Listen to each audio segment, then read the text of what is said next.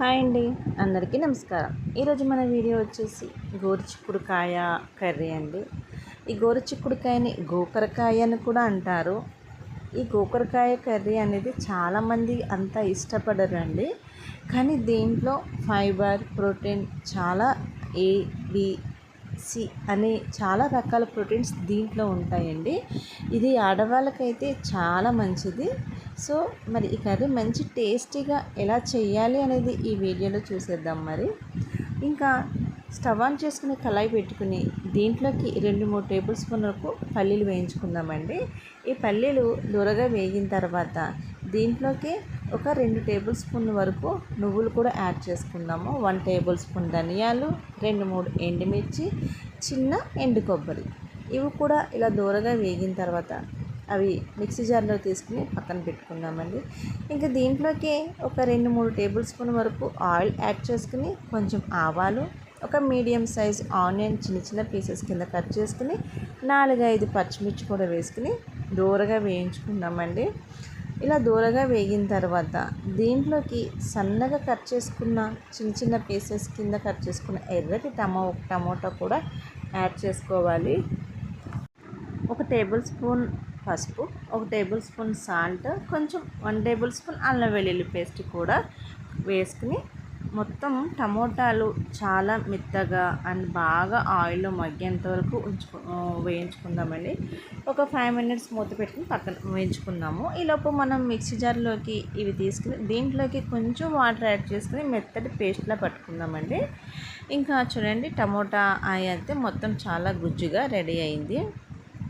మొత్తం అయితే ఆయిల్లో బాగా వేగిందండి. ఆయిల్ అనేది పైకి తేలిపోయింది. ఇప్పుడు మనం మిక్సీ పట్టుకున్న ఇది ఉంది కదా, పేస్ట్ అనేది దీంట్లోనే యాడ్ చేసుకున్నాను. ఎందుకంటే ఇది దీంట్లో యాడ్ చేసుకుంటే ఇది ఆయిల్లో ఎంతసేపు మగ్గితే కర్రీ అనేది అంతే టేస్ట్ ఉంటుందండి. కర్రీ చాలా బాగుంటుంది. ఇది ఇలా ఈ రకంగా కర్రీ చేయడం వల్ల ఇది ఇలా ఆయిల్లో మగ్గుతూ ఉండాలి. ఒక 5 మినిట్స్ మూత పెట్టుకుని మీడియం ఫ్లేమ్లో పెట్టుకుంటే అది మొత్తం దగ్గరకు అయ్యి ఆయిల్ అనేది పైకి తేలుతుందండి. సో చూడండి, అయితే మంచిగానే వేగింది. సో దీంట్లోకి ఇప్పుడు మనము గోరుచిక్కుడుకాయ చిన్న చిన్న పీసెస్ కింద కట్ చేసుకుని ఒక విజిల్ వచ్చేంత వరకు కుక్కర్లో ఉడకపెట్టానండి. ఈ ఉడకపెట్టిన ఈ గోకరకాయలు అనేవి దీంట్లో యాడ్ చేసుకున్నాను. మొత్తం కాకుండా జస్ట్ 1 విజిల్ వరకే ఉడకబెట్టానండి. దీంట్లోనే 1 టేబుల్ స్పూన్ కారం కూడా యాడ్ చేసుకున్నాను. కారం అనేది మీకు రుచికి తగ్గట్టు యాడ్ చేసుకోండి. కొంచెం ఎక్కువ తినేవాళ్ళు, తక్కువ తినేవాళ్ళు ఉంటారు కదా. ఇప్పుడు కింద నుంచి మొత్తం ఈ కారం మొత్తం కలిసేంత వరకు, ఈ మసాలా అంతా కలిసేంత వరకు గోకరకాయని మొత్తం కలుపుకొని ఒక 5-10 మినిట్స్ మూత పెట్టుకుందామండి. ఇలా మగ్గిన తర్వాత దీంట్లోకి ఒక హాఫ్ గ్లాస్ వాటర్ యాడ్ చేయండి. కొంచెం కొత్తిమీర, కరివేపాకు యాడ్ చేసి ఈ కర్రీ అంతా దగ్గరికి బాగా మగ్గేంత వరకు ఉడికించుకుందాము. సో ఈ కర్రీ అనేది చాలా బాగుంటుందండి. చపాతీ, రైస్, బగారా దేనికైనా చాలా బాగుంటుంది.